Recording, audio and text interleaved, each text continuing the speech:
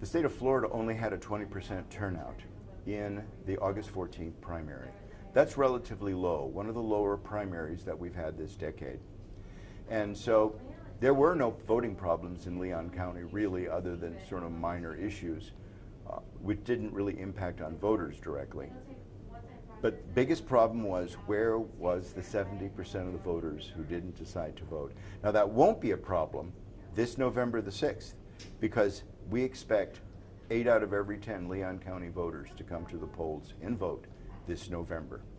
So it'll be a completely different situation facing voters who saw no lines when they went to vote in August. One of the things that we would prepare the voters for are lines. When you have a tremendous turnout, you're going to have lines longer than normal, and we would ask that people be patient and to know that we will process every voter and allow you to vote. No matter how long it takes, your vote will be taken. And Florida has a law that says if you're in line before the closing of the polls, which is 7 p.m., you are allowed to vote.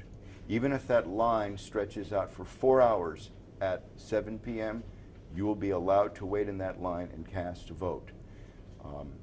That might not be very comforting to some people who might not want to wait, but there are 3 ways to vote in Florida.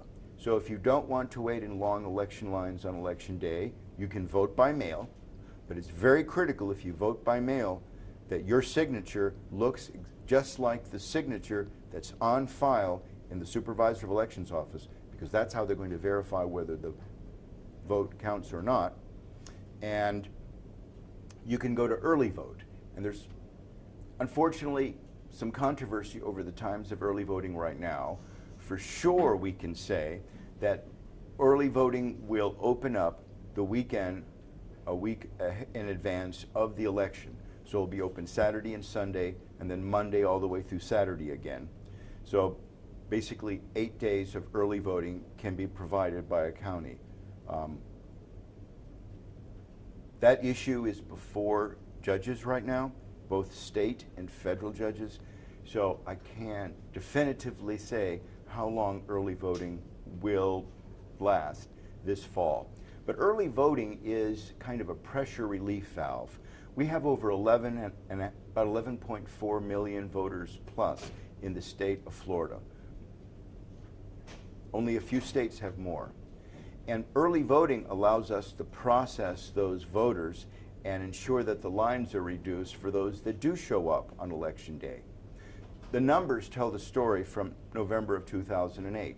We had 2.6 million voters that voted in the presidential election last time, voting in person early.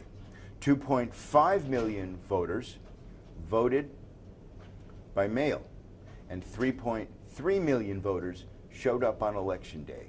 It's very important that each one of those types of votes get significant numbers of votes, so that, because you don't want the 2.6 million people that voted early in 2008 to try to show up on election day and join the 3.3 million, because that will make lines as long as any in the country.